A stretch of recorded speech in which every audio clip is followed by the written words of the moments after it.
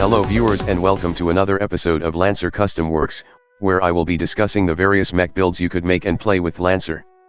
In today's Encore edition episode where we pay attention to some of the older frames we have revealed before, Field Guide to Karrakin Trade Baronies Special, featuring White Witch, Emperor, Orchis, and Calendula. White Witch, Nanomachine, son! As SSC very first defender, naturally, something very funky is going on with White Witch. It has no armor but has a core passive where if someone punches their face enough, they will find their fist to be kinda in pieces as White Witch hardens in response to physical trauma. White Witch can also root itself to the ground to harden even more to physical trauma and be near unmovable, get free overshield for bracing, and can take some damage away from allies in case the enemies are too afraid to shoot at it, and also Guardian. Main problem with White Witch really, is that since it's so tough, what stops enemies from just not shooting at it, and also just cook it alive with its low heat cap. Best way to deal with that issue is just be a complete public menace and immobilize everything, especially since White Witch also comes with a base speed of 6, you will want to use that to be completely ungovernable. Naturally, it's easy to pair up White Witch with licenses full of immobilization and movement control systems like Vlad or, funny enough, Black Witch. As for talents, House Guard and Pancrathy introduced in this field guide will be very useful. House Guard lets White Witch to be a rather mobile defender, while Pancrathy lets you reach in front of the enemy faster and makes it very hard for them to ignore your presence, also gives you more accuracy on attack. Exemplar is also good to keep enemies from targeting your allies in case all the immobilization didn't do the trick, and some talents to mitigate the heat like Nuclear Cavalier or Black Thumb will do nicely for you. Anyway, let's talk about the builds, starting with KABEDON Machine, a white with that deploys a Ferro barrier and winch it to pull it around as a wall of pain because apparently it counts as an object and therefore can technically be moved. You simply drag it around and punch people into it with all the knockback sources you can get. Your allies can join in the fun too if they desire. Intensified Degeneracy is a crackshot AMROC loop White Witch that can also be an absolute pain up close.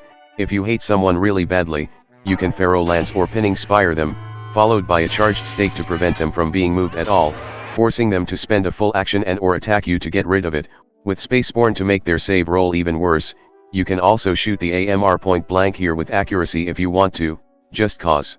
Nemesis, Retribution Incarnate, is a White Witch with a little bit of Gilgamesh. Specifically, ERM is here to make this thing even more stupidly durable, with Mimic Mesh and Stasis Bolt to protect allies that are a little too far, or just teleport things around with blink charges and suppress enemies with an Opcal Legionnaire rifle, a mix of plenty of things, but very tough and protective nonetheless. Pillar of Autumn, is a White Witch armed with a Cyclone Pulse rifle.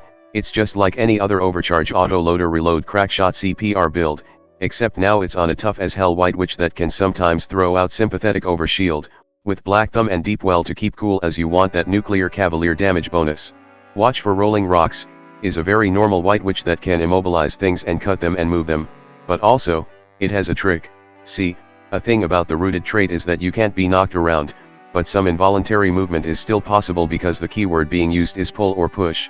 Supposedly the idea here is become a very tough rock and move by using accelerate and moving yourself via recoil thanks to Siege Specialist 2, you are just doing all the White Witch thing while also being a rock. Lastly, there's the tragic SCHOOLBUS, it's like the magic school bus but Miss Fizzle is depressed and on drug, which I'm pretty sure she is most of the time, on drug, not the depressed part. The school bus is an SMN grapple build where you winch in one allies with sympathetic shield on, and hopefully 4 other enemies, so when you explode all the Bristle crown you can I-kill with my heart basically every turn. And by having your allies being blasted full of fragments too, you can quickly stack up your armor and become a near invincible Fomorian grapple tank that wants to hug everyone to death. Fantastic. White Witch, a defender that's almost too tough for its own good, from a core pro state known for fast but kind of fragile frame, hilarious. But as long as you can find ways to keep enemies from running away, which isn't exactly that hard honestly, you will have ways to keep the enemy's attention on you, even if they don't want to. Emperor, I will be your shield! Much like how Sunzi is all about movement and teleporting, Emperor is all about overshield. It has an integrated bow that can grant overshield to allies, which it can use to recover its own overshield as 90% of its health is overshield, making it a pseudo bailer with its recovery potential, and after attacking anyone, it can tell them to just perish, heavily favoring multiple instances of tick damage to get that sweet extra damage. Its license is also full of incredible overshield systems, any other frames that want it can just take it, and Emperor can massively amplify their capability too, which is good. because Emperor will be the last full license frame for 2 years straight until the arrival of Gilgamesh, so nobody gets anything new for a really long while. As for talents, Grease Monkey will be rather useful for Emperor builds that's full of its systems, as many of them have limited charges. Anything to let the marathon bow shoots more like Tactician would be good too, and Drone Commander with proper drones could be used to provide even more overshield source in another way, or you can just line them up and shoot them with the bow and call it a day.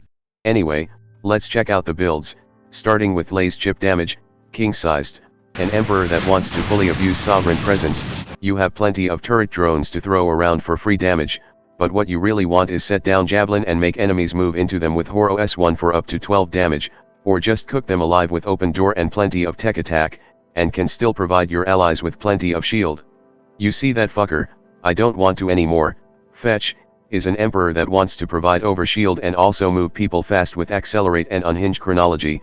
You are the aircraft carrier that makes thing really fast, combine that with Wandering Nightmare and Aya for area denial, plus an OP Cal Unraveler, and you and your allies can make things disappear fast.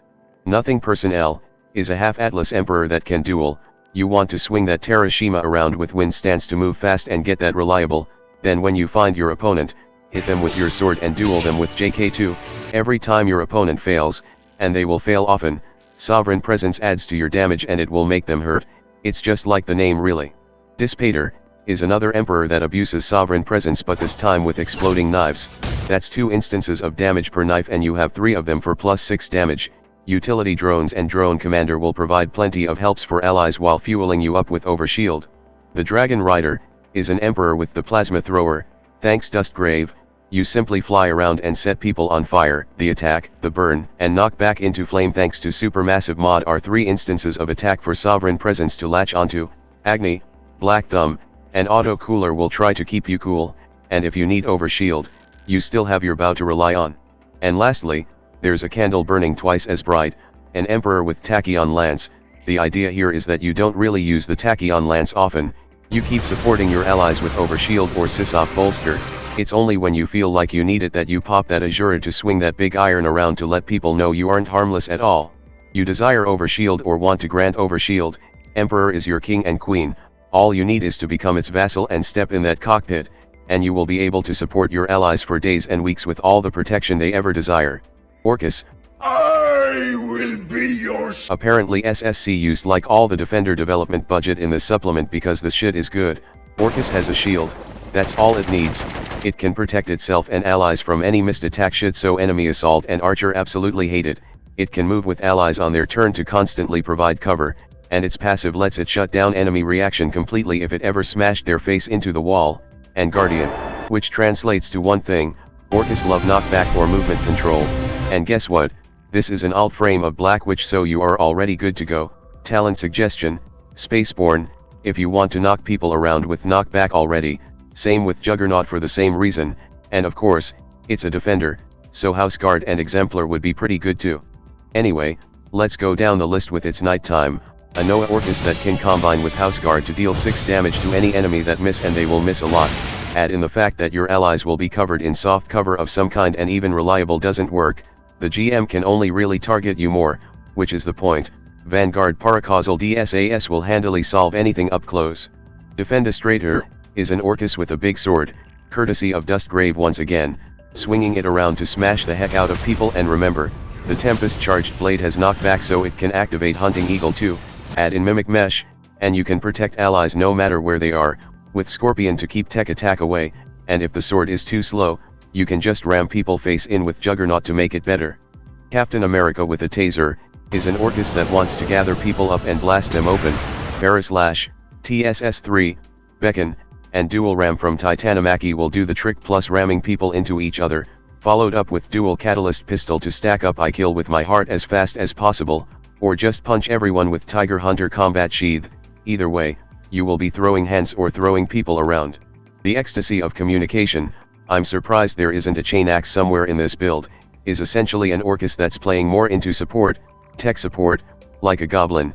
This thing might only have 10 sensor but it can keep up with people real easily, and having Horo S1, Marker Light, Fobby, and of course, Ferrous Lash, is always useful. Spotter will also let you provide plenty of lock-on for your allies to use, or you can use them yourself to cook people alive and also add in an autopod. Bird Knight is an Orchis with Hurricane Cluster Projector, utilizing Royal Guard to move around with allies or overcome the Ordnance tag, plus with Supermassive mod to send all your enemies flying, and if that's not enough, Spikes Charges, Roller, or just plain Ferrous Lash are all here to send enemies crashing. And lastly, there's the KTB's Silliest Clown. It's an Orchis with Accelerate and Triple Tempest. I think you all see what's coming. With Horo S1, you can easily puppet enemies around and make them step on the Accelerate pad, and get sent flying by the Tempest hopefully into people or terrain, and with 3 of them plus you who is the main threat, they will be tripping balls a lot. Turns out there's a lot of tricks you can do with a shield as long as you throw it hard enough. If you enjoy sending enemies flying, Orchis can be your choice. It's also kinda an egg and chicken scenario really. Are you picking Orchis because you like knockback, or you want to play Orchis but find it optimal to just get all the knockback? Your choice really. Calendula, a complete fucking nightmare. Calendula, being an alt frame of Minotaur, is another frame that wants to keep enemies slowed. This frame has 2 layers. It can make these Void Husk from tech attack that slows down enemies around it, and if anyone is slow while near Calendula, they are also shredded and are therefore in a bad fucking situation. The other layer of Calendula is that it can also turn intangible at will like a ghost, and it can make an ally or enemy intangible too, letting it isolates any target real easily. Anyone that's banished can just touch the Void Husk to get back into reality, but they are also now slowed, and maybe shredded if the Calendula is nearby.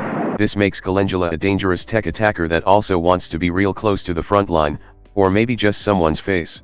The ability to just make Void Husk for essentially free everywhere also means that Interdiction Field is kinda not useful for Calendula. What's a better choice?